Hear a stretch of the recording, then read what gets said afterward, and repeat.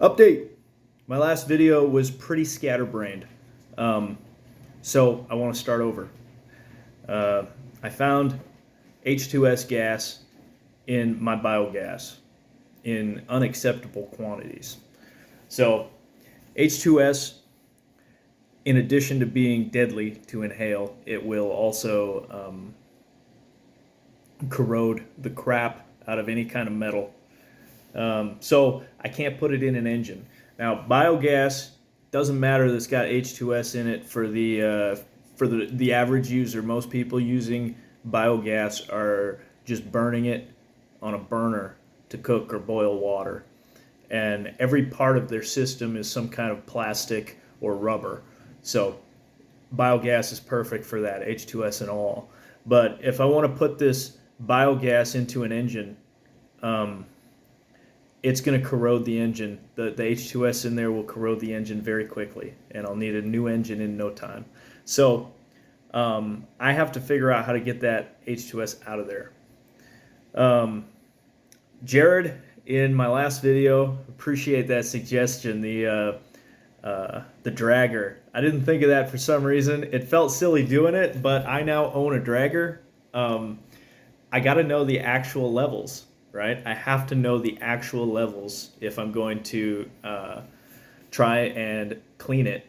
And then I have to know the levels afterwards. I'm going to have to know the levels to know if I was successful or not. So I bought a dragger and I pulled out of my barrel. Did that yesterday. This is already kind of faded, but I started with 2.5 to 60 parts per million, and I pulled that and it immediately turned black all the way up to 60. Oh. So I went to what is this, 25 to 250, and it filled right up to about 60, maybe a little bit over. This is, I don't know if that's ever going to focus.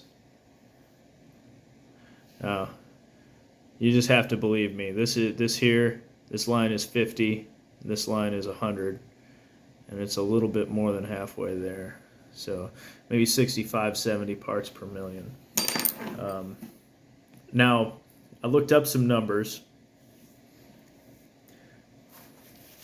10 parts per million is OSHA's 8-hour exposure limit. And that's where most gas detect alarms go off. NIOSH has a even lower. They say 10 parts per million is their 10-minute exposure limit.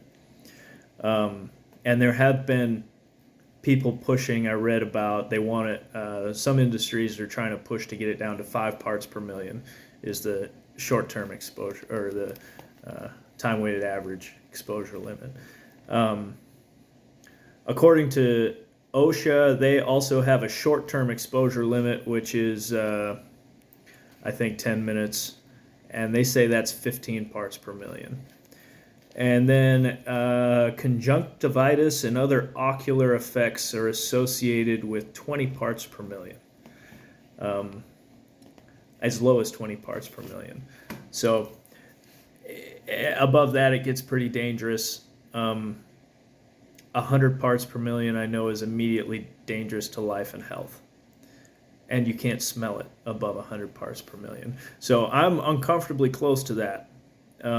So you guys running with biogas, that's an interesting thing that I haven't heard anybody talk about, is 60 parts per million of H2s. That is a dangerous level. So I know a lot of you guys watching this have hoses coming in from your digester into your house, and that is just something to be wary of, something to something to pay attention to. If you were to leave that burner on and not burning, that could seriously be dangerous. So for my purposes, I need to clean it. In my last video, I quickly showed you a bubbler that I built where I'm bubbling the gas through just water. Since H2s is water soluble, I'm making it bubble through water on its way to the inner tube that I'm storing it in. And that, I think that's working. When I tried several times to test the gas inside of the inner tube. Every time I got zero with my dragger. Every time I tried a couple different ways. I tried pulling it right out of the tube, right out of the valve. I tried directing gas into a bottle, and then pulling out of the bottle. And every time I got zero. And the gas in the tube doesn't smell. I, yeah, I gave it the smell test. Um, so it's either 100 above 100 parts per million, or it's low. It may be zero. I think that water is working. Um, so one thing that I did notice also is that production slowed way down with the added pressure. It has to push that little bit of water out of the tube so that it can bubble.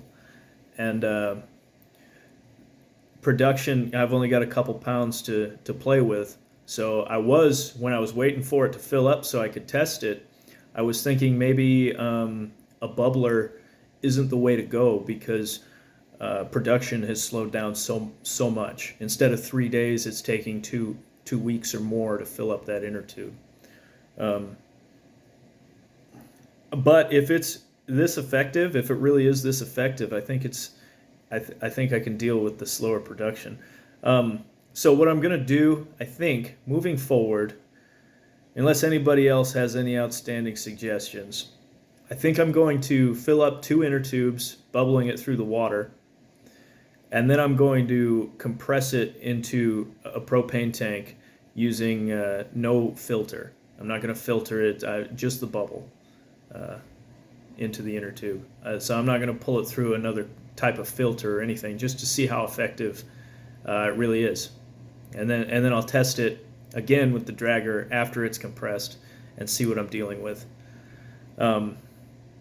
So that's, I think, how I'm going to go forward.